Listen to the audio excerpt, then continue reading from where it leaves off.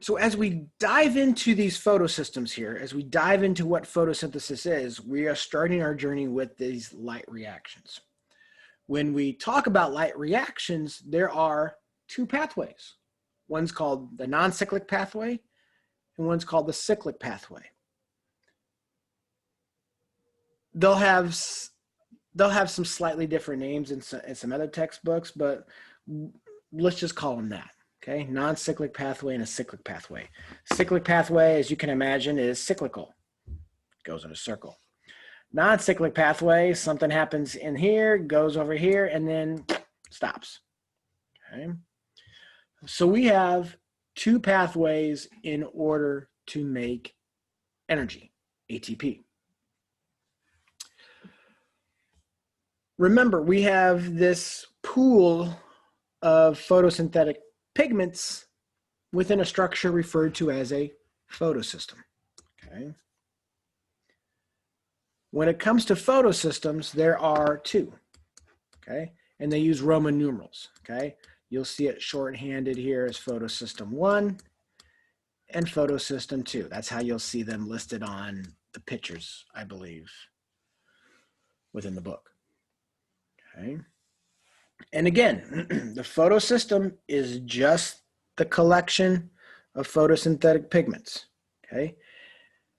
It almost acts like an antenna. It's like, hi, I'm here. Sucks up all that solar energy, all those photons to jazz up the electrons. Ta-da, right? Now you're confused. All right, we'll show a picture here, and then it'll make some more sense as we start talking about it. Again, where are my photosynthetic pigments? They're in the thylakoid membrane. So where would the photosystems be? In the thylakoid membrane. Both of the various different types of pathways to make ATP, to make energy, okay? Both of them, the cyclic and non-cyclic, produce ATP. Fabulous, fantastic, okay? The non-cyclic pathway, aside from making ATP, also makes NADPH. Cyclic does not. Okay, cyclic does not. So if you get asked that question on an exam, hopefully you'll remember that the cyclic pathway only makes ATP. Does not make NADPH. Okay, it's only this non-cyclic pathway that's making NADPH, so I can fixate carbon dioxide. So I can make carbohydrates. Okay, because that's all dependent upon that NADPH molecule. It's all dependent on that dude.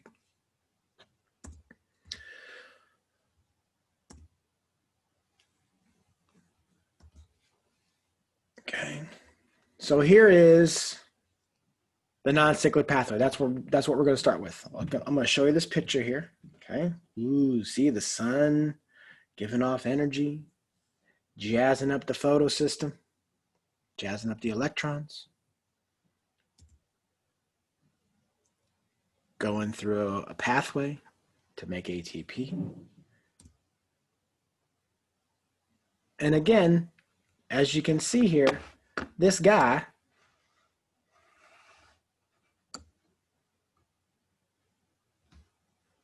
is non-cyclic. This guy does not come back over here. So this is why this is referred to as this non-cyclic pathway. Okay. It has to do with where in the heck this electron goes.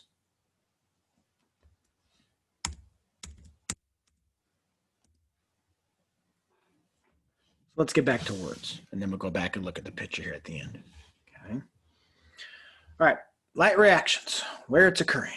Duh, thylakoid, okay? Specifically a thylakoid membrane. So where does the non-cyclic pathway start? It starts in the thylakoid membrane, okay? We start with non-cyclic because it's more important. Bacteria are important, I get it, but this is the one that we're kind of starting with first, all right? When we look at this non-cyclic pathway, if you remember briefly looking at that picture, it used both photosystems, photosystem 1 and photosystem 2.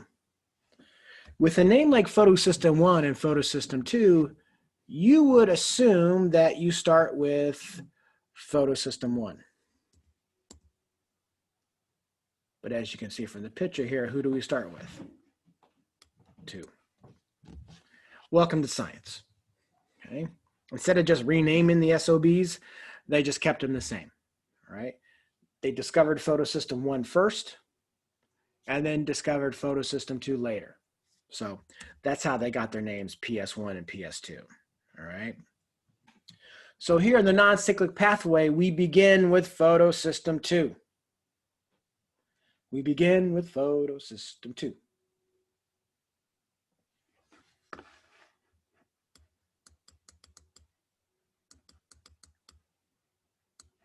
Okay. So that photosystem 2, it captures the light energy. It's that solar energy. Okay.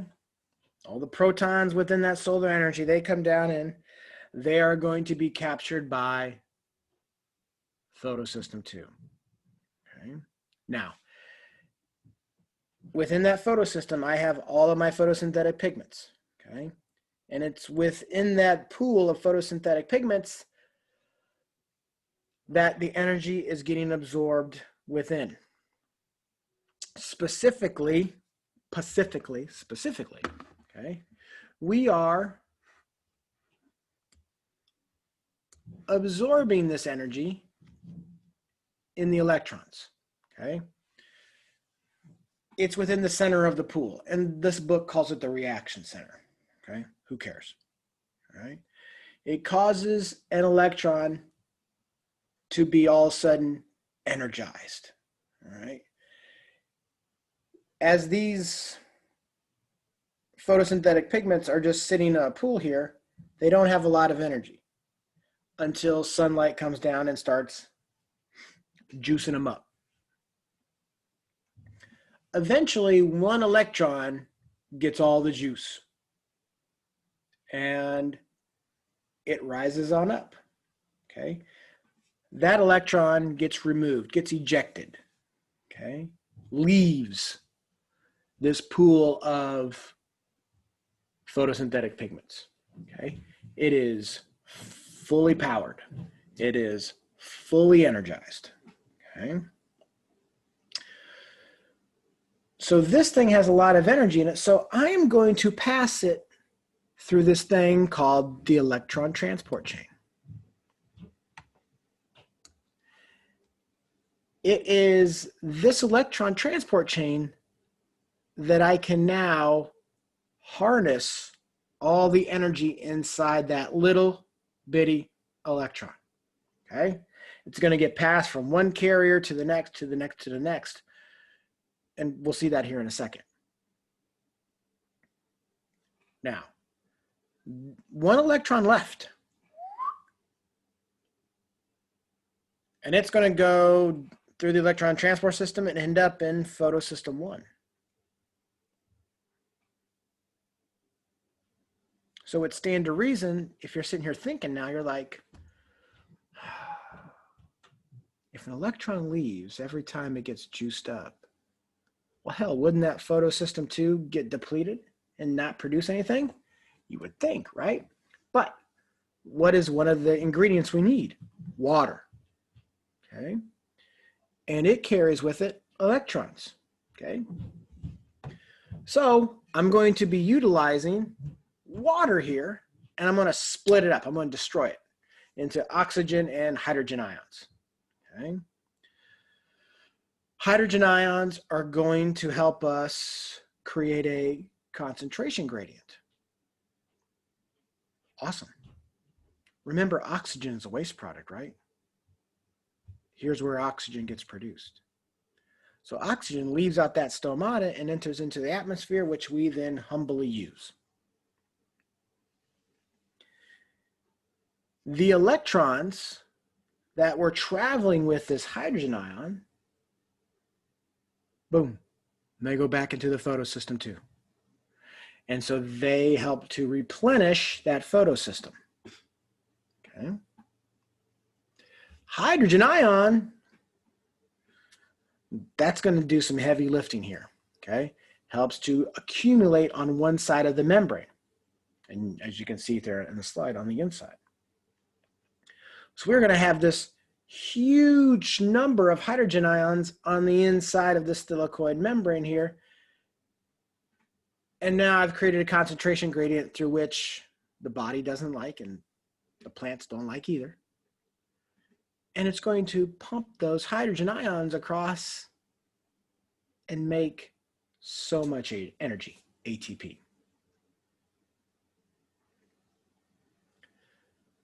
That's all happening inside the electron transport chain, and we'll see some pictures here in a second. We'll go over it again.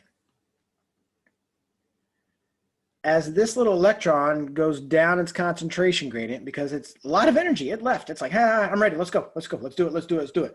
And then it goes from one carrier to the next in this thing called an electron transport chain. Just a number of proteins embedded within the membrane, right? And every time I get passed from one carrier to the next, pumping hydrogen ions. And we'll see that here in a second. But I suck the energy out of that sucker to move hydrogen ions from one side of the membrane to the other, contributing to this huge concentration gradient that I'm going to be establishing here.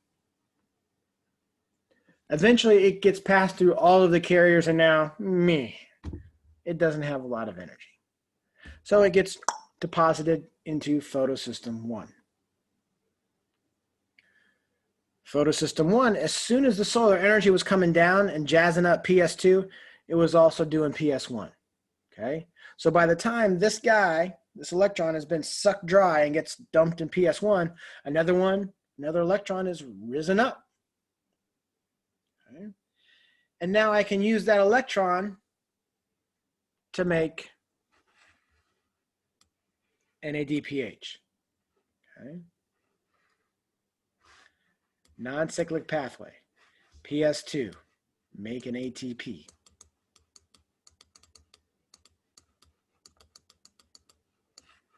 PS1, making the NADPH.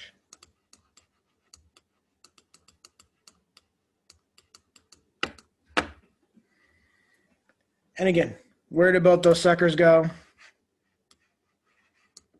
To Melvin's little cycle. So let's look at pictures and talk about this as well here, okay? So here is my little bitty photosystem 2. Remember, the sun gives off its solar energy, okay? And here's my photosynthetic pigments within this PS2. An electron becomes highly energized and it gets ejected. It's like, dude, you're too much for us. Boom, get out of here. Kicks it out. Okay. This thing is got a lot of energy. Lots of energy. E-N-E-N-E-R-G-Y. E-N-E-R-G-Y. Lots of energy. Okay. So it's like, what the hell am I going to do? We're going to pass you around in this thing called the electron transport chain. I have a carrier. It'll get shuttled to here. There's another carrier, gets shuttled to here. There's another carrier, gets shuttled here. There's another carrier, gets shuttled here. And then it's like, oh man, I've sucked this thing dry. So in this electron transport chain, I'm making, as you can kind of see, ATP from the ETC. Again, that goes to the Calvin cycle. As soon as I've sucked that little electron dry, I've sucked out all that energy that it contained, now it gets dumped back into PS1. As this electron here has been sucked dry, now it has no energy from high to low. That's why it's showing it as a down angle, down arrow there. Okay, so now it has no energy. It gets dumped into photosystem 1. But as soon as that guy gets dumped into there, the same thing was happening here. The same sun, not a different sun, right? But that same damn sun that jazzed up PS2 is jazzing up PS1.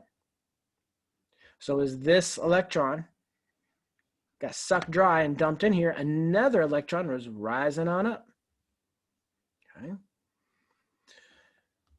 For this electron here, it doesn't go through a cascade of carriers like the ETC, but it goes through a much smaller reaction, and basically it allows me to, add hydrogen to NADP and make NADPH. And as you can see, NADPH goes into the Calvin cycle here.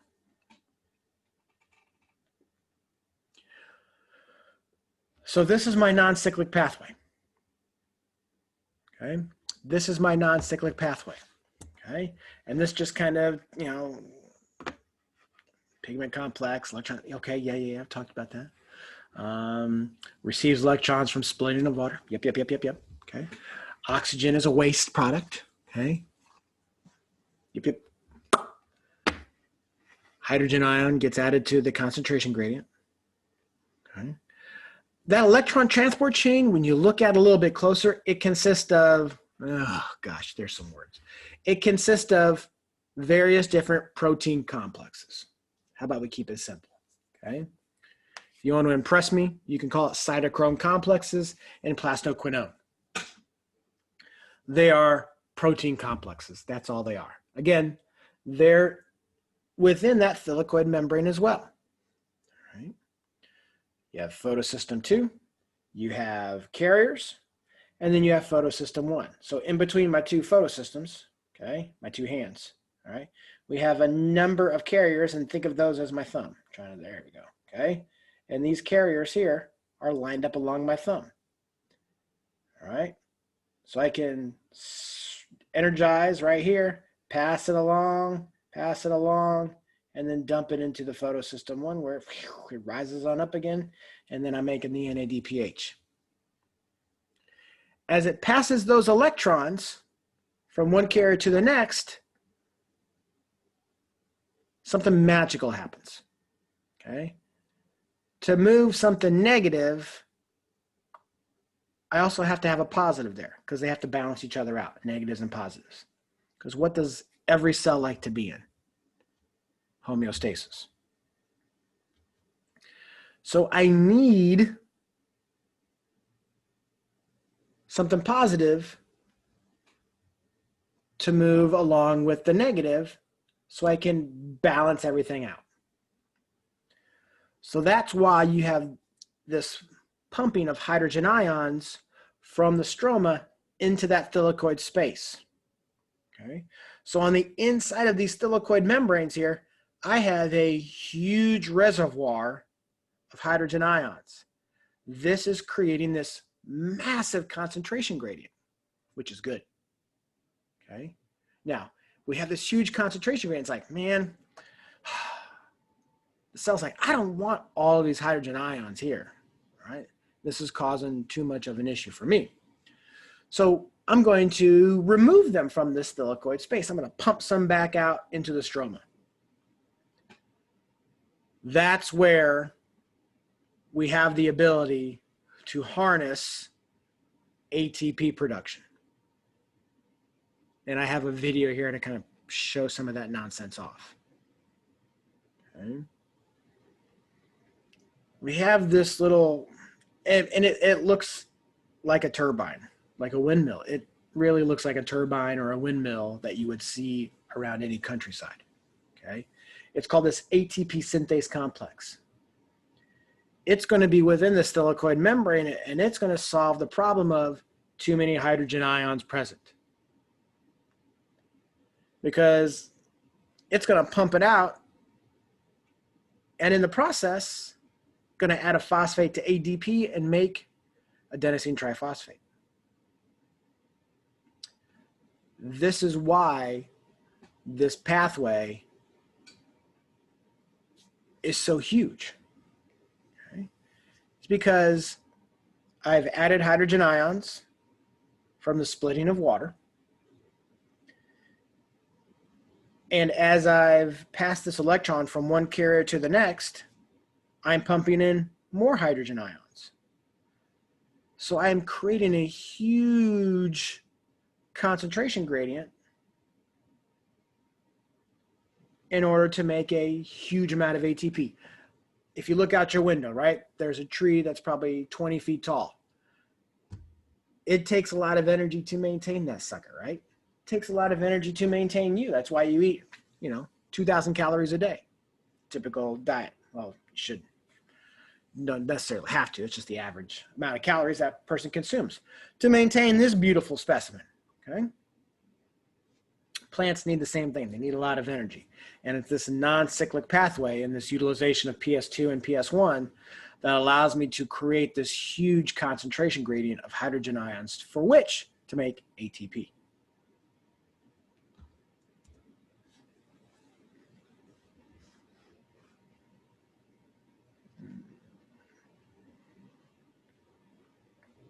That's everything I just said. There's only one more fancy pants word here. Everyone say it with me. Chemiosmosis. Okay. That is this, it's a chemical way in which we are harnessing power. That's all that is. Okay. But let's look at pictures. Pictures, this is like 1,000 words, right? So here's my photosystem 2. Here, you can see the sunlight's coming in, jazzing up. Okay. An electron within this sucker right here, somewhere within this photosystem, right, has been energized. It gets ejected and it leaves. And it gets passed from one carrier to the next. Okay. These are my cytochrome complexes, and here's my phylloquinone. Protein complexes. And as we take this energized electron from one carrier to the next, I pump hydrogen ions across. So as this guy gets ejected out, it's this little protein complex here, the first acceptor in the electron transport chain, that captures that guy. It's like, you ain't leaving, buddy. We're going to suck you dry. So as he goes from here to here, hydrogen ions get pumped across. Pretty easy. As this electron gets transported from one side to the other side, another electron will get pumped across. As this electron travels across this last carrier, hydrogen ions are going to get pumped across. And I'm creating this huge reservoir. I have sucked that little bitty electron dry. We dump it off here in photosystem 1.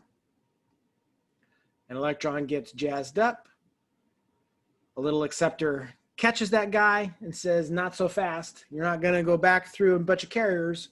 I'm just going to add you to this reaction right here, and I'm going to make NADPH. And PS1 only makes NADPH. All of these hydrogen ions that I've pumped across and added to from the splitting of water to replace the electrons within this reaction center here. As you can see, I've created a very high concentration gradient. Don't like that. So here's that ATP synthase complex that I just mentioned about. It is a specific protein carrier for hydrogen ions. Boom, escorts them out, and in the process, connects a phosphate to ADP to make adenosine triphosphate. This is chemiosmosis.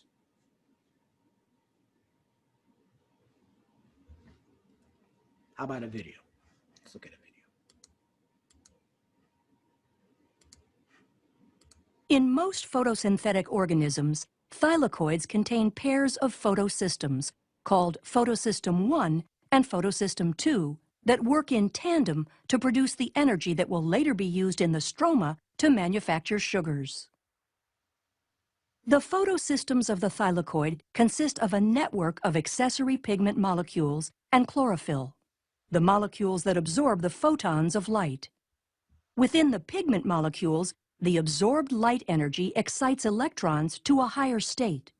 Photosystems will channel the excitation energy gathered by the pigment molecules to a reaction center chlorophyll molecule, which will then pass the electrons to a series of proteins located on the thylakoid membrane.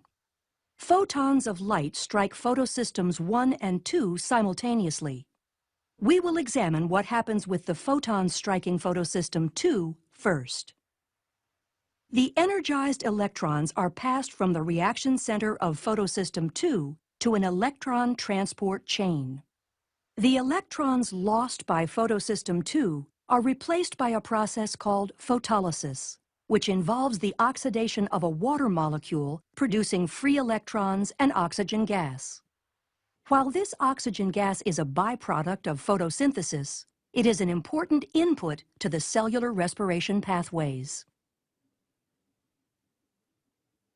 As electrons pass through the electron transport chain, the energy from the electron is used to pump hydrogen ions from the stroma to the thylakoid, creating a concentration gradient.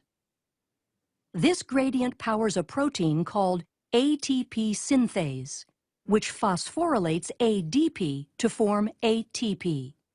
The low-energy Phosphorylate just means to add a phosphate.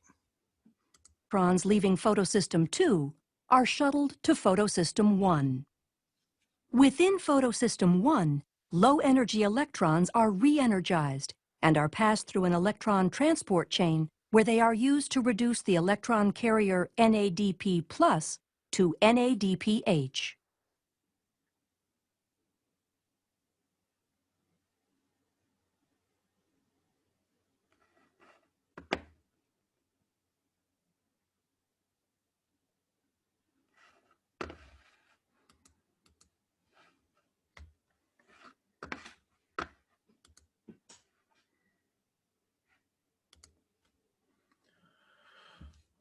That's the non-cyclic pathway. It's kind of complex, especially when you're just seeing it for the first time, okay? The great thing is we don't have a test tomorrow about it. Okay, so you get to look over this several times. You get to take a quiz on it. Okay. That's non-cyclic. Cyclic, much more simple. Here it is. This is it. This is it. Cyclic pathway only involves PS1. Non-cyclic PS2 and PS1, making ATP and NADPH.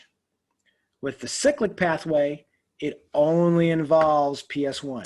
Only involves PS1. Okay.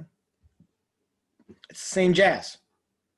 Sun juices up the photosystem, PS1. All of it gets concentrated in a reaction center like we just heard. Electrons pick it up and they go through electron transport chain and they make ATP. And that's all they do. Okay? And that's all they do. Electrons get dumped back into the PS system. And we just cycle around and continue this. Okay? This was, well, I'll just go to the next slide because I think I have it listed there. Okay? Most plants are going to utilize this non-cyclic pathway, to be honest. But there are certain situations, as you can see from the slide here, that a cyclic pathway may take over when there's not a lot of sunlight, okay? If there's low light intensity, so not a lot of sunlight, all right? You won't be able to create as much ATP with the non-cyclic pathway, so this one will come to be much more of a staple to make ATP. Now, can the plant maintain this for days and days and days on end? Maybe a few days of very low sunlight, okay? But it's not going to be producing a lot of fruit, not going to be producing a lot of flowers, right? Because it doesn't have the funds, a lot of ATP or NADPH, to be able to make glucose to fund the production of fruit, flowers, all that fun stuff. What if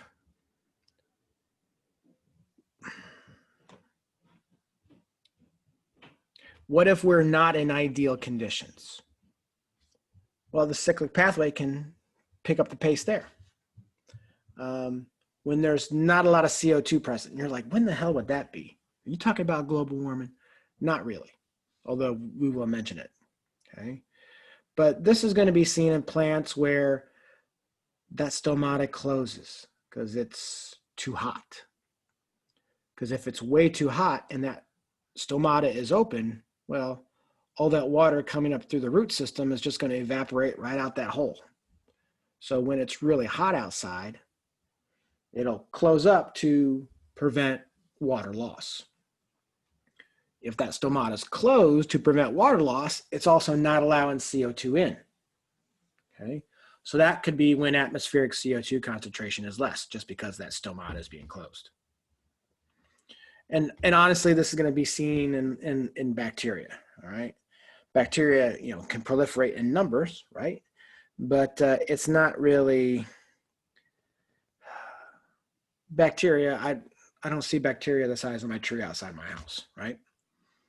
They're pretty small for a reason, because they can only generate so much energy. So here's,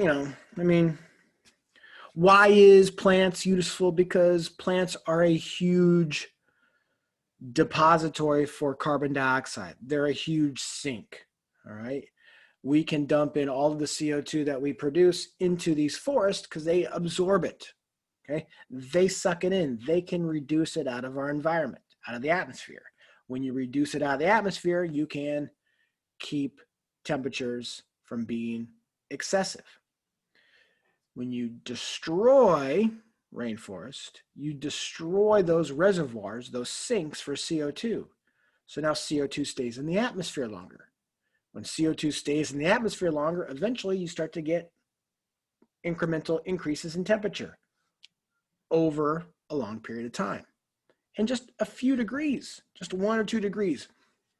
It's all you need to change snow coverings at the poles.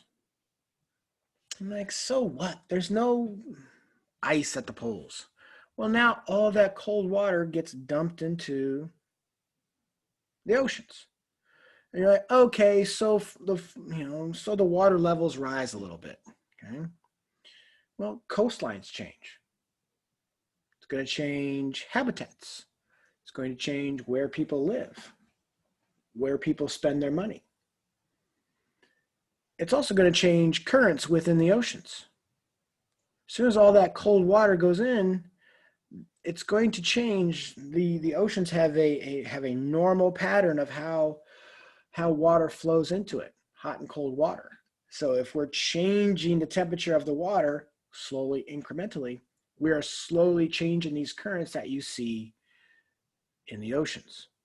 And that changes habitats for these fish, plants that live in the ocean. Now all of a sudden, predators that weren't necessarily in a region, now they come into a region because, well, the food's coming this way. So just by changing just a degree or two, by reducing the amount of trees that we have in the environment, can just have a huge haphazard effect on multiple different systems around the body. That is why understanding climate change is so important. Okay. Then, people are going to say, well, it changes over the course of time and we always didn't burn fossil fuels and blah. Yes. Okay. But I don't remember reading stories about dinosaurs sitting around within their homes burning fossil fuels to stay warm or cold at night. So are we accelerating this process? We would be ignorant not to say yes, we are. To what extent? I don't know. It is accelerating the process a little bit out of the natural rhythm that happens with CO2 levels within the atmosphere as you kind of look at the data over the course of Earth's history. But are we affecting it? Yes. And we would be ignorant not to at least accept that fault and figure out what can be done to slow that change and what that change is actually doing to the environment. And it's pretty obvious to what it's doing with the environment. And this just kind of shows you the degrees. See, it's not a whole heck of a lot, okay? Just a couple degrees centigrade, that's all it is.